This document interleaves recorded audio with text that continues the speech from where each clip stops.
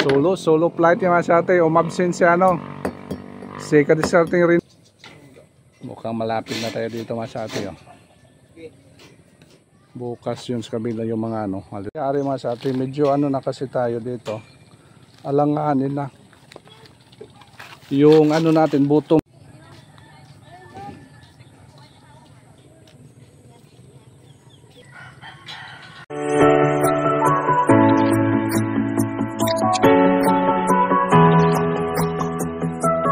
Magandang hapon. Magandang hapon, Res. Magandang hapon. Yes. Boy, kumusta boy? Magandang hapon. Lapit na tayo sa ano, sa langit Kaya nga mainit kahit malas 4 masyate, mainit kasi ilang metro na yung langit. Dito na tayo sa tuktok masyate. Pero mas magandang init boy kaysa ulan boy no. Hello. Yan, ayos masyate, naglagay na ng ano para sa purma sa ano masyate. Beam. Para sa ano natin? Para sa roof beam. Yung masyate yung ginagawa ngayon kasi ating Jimboy. Kaya silip-silipin natin masyate yung ginagawa nila ngayon. Ayun, sa mga baguhan pa dyan sa aming YouTube channels, don't forget to subscribe, like and share, and then click the notification bell para update ka masyate sa mga videos palagi na-upload sa Epica Discarded Vlog. Thank you masyate sa inyong support Tingnan natin masyate dito para mayroon tayong mga memories habang ginagawa natin dito masyate yung bahay. Kino-construct natin yung bahay natin sa customer natin masyate. Kung gaano kahirap. Sabi yung boy, naliligo na lang pawis masyate.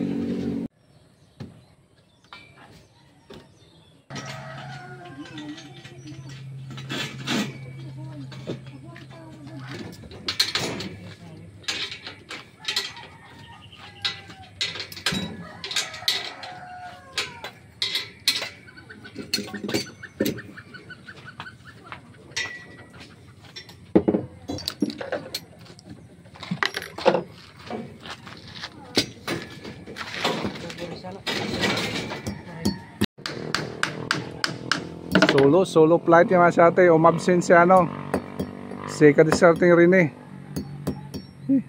Boy. wala nang imika na. Kompleto na runner boy? Yes, kompleto na mga ate. Next week kita. Wala na. Buhos na naman tayo dito. Backlash. Roping na tayo mga ate. Ganun katindi mga ate. Kompleto na po yung mga ano natin yung mga dugtungan sa ano. Sa kolom. Masyate yung ano kolom natin binuhusan dati. Maganda masyate, makinis. Maganda. Boy, maganda kasi boy ba walang butas boy ano? Ganda tingnan masyate Ganda. Walang butas. Maganda pag walang butas masyate. Minsan kasi may mga tagas kaya nangyari. Ayun. Lumalabas yung ano masyate yung semento sa gilid pero walang problema yan masyate nasa ano lang yan sa labas lang yan pero sa ilalim yan sulit talaga masyate kahit pa makita yung mga ano dito kahit makita pa yung mga bato dito lumalabas pero sa ilalim yan masyate sulit na sulit yan kaya nangyari wag lang kayo matataka masyate kung sakaling pabaklas yung ano mabaklas yung forma masyate makita yung mga bato dito tumagas yung mga katas ang simento. Huwag kang mag-alala masyate kahit tanggalin mo pa yung bato niya yan pero sa ilalim yan sulit masyate. Hanap nga tayo ditong sample masyate na may tagas. Mukhang wala dito. Mukhang mayroon dito sa labas. Awit pa dito masyate may malilit dito na tumatagas masyate. Yan. Yan, tingnan nyo masyate, tumatagas siya masyate siguro may butas to pero kahit tanggalin mo ito masyate yun sa ilalim yan, sulit na sulit kaya sa labas lang yan masyate kaya lang ng plastering yan wag lang kayo matataka kung minsan may gano'n na yan masyate yan, may kalawang pero okay lang yan masyate, walang problema yan ano din sa plaster yung maiwasan lang natin masyate pag buo talaga nga wala talagang laman makita yung mga steel bar na sa loob tapos pagtanggal natin yun ang problema masyado. Pero katulad nito siya, walang problema yan. Ganon talaga yan, hindi maiiwasan. Hindi kasi solid yung ano natin, yung forma. Okay na. So far okay masyado, walang problema tayo dito. Yan. Yan ang dugtungan natin para sa roof frame natin. Yan, sana ito masyado maano na natin to. Siguro next week mabuhusan na natin ito masyado para magano na roofing na po tayo masyado. So far pwede na natin orderan ito ng orderan ng roofing, mamasukatan ito masyado para pagkuhan trusses. Bala ko kasi yung trusses natin, yung rafter type natin ipakain sa sa buhos para hindi tayo umaangat masyado. Hindi ipatong yung bottom bar natin, hindi ipatong sa top, sa beam natin. Bala ko kasi sa gitna yung yung bottom bar natin ilagay sa may gitna ng beam para pagbuhos natin isabay kamakain masyado. Yun sanang ko naisip. Kasi medyo malapit na kasi yung dati nilang para fit masyado. Siguro hindi makaya natin yan. Kaya balak ko dagdagan pa ng isang hollow block yung banda, yung dating parapet nila para paikot dito sa kino-construct natin. Yun lang ang maabang-abang naman sa atin yung kaganapan dito. Ito yung mga ginagawa kanina sa ating gym bag kanina, yung bottom sa forma sa sa beam natin masyado.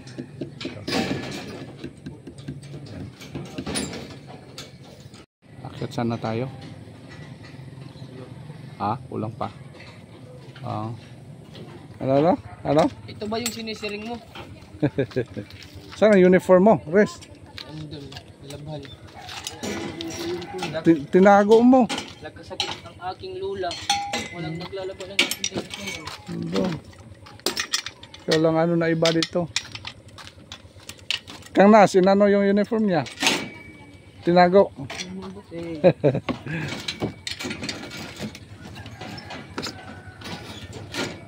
Okay naman siya ito yun.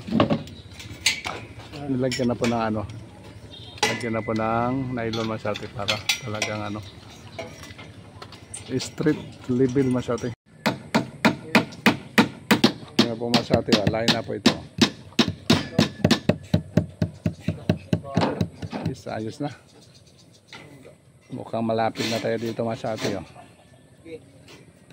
Bukas yun sa kabila yung mga maliliit na mga runner yan. Dito 4 na lang, ito 3, tapos na yung matataas. Basta ito na lang yung gilid masyado yun. Yun na lang kulang. Ito tapos na. Akyat daw tayo doon masyado, hindi pa tayo makaakyat dyan. Akyat tayo doon sa may sa may tangke para makita ito sa taas. Saan ba tayo dadaan pwede dito siya tayo masyado sa taas. Maganda dyan sa taas para makita yung view. Baka bibigay ito boy bigat ako boy, 100 kilos boy. Okay, dito na tayo. Kita yung buong masyado buong paligid. Yan, pasansit na po masyado, pasansit na.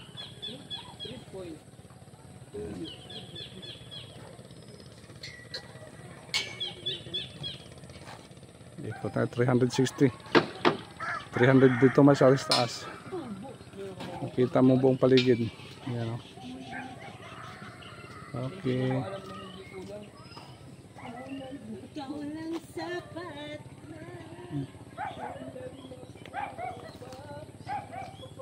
Oh, 360 nakita natin. Yari mga sa atin, medyo na kasi tayo dito. Alanganin na. Yung natin bottom beam hanggang sa flooring 280 yan masyati, 280. Kung sakaling mag-design ng ceiling, at least maka-design pa masyati. Kaya ang ginawa natin dito, yung maangat pa yung beam natin. Yung beam na yan, maangat pa yan 0.40. 0.40 pa yung angat. Hindi, medyo alanganin na tayo dito masyati. Mababa na, plus kung pa natin yung bottom ng trusses natin, ipatong pa sa top ng beam, medyo angat na doon sa atin, medyo lalampas tayo dito sa dating parapit nila. Kaya naisipan ko masate kung okay lang, ano na lang natin, ibaba lang siya natin yung rafter, pakain natin sa beam natin, pwede ba, para hindi gaano kataas yung slope natin na sa trusses na masate. Dito kasi yung tatakbo yung lahat ng tubig ditong area. Taas no. Wow.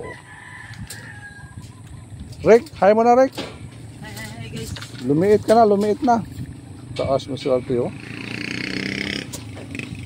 Layo. Yan bukas yung masate, yan na lang maliliit na lang yung runner natin. Yun na lang ilagay. Wow.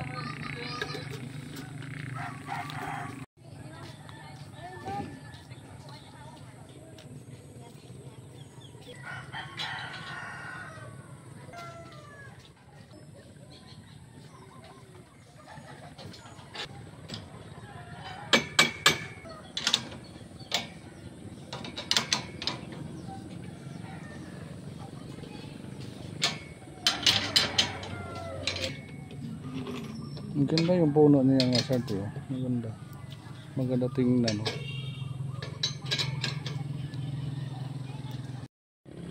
Malapad boy pala yan dito boy no? Grabe masati oh, lapad.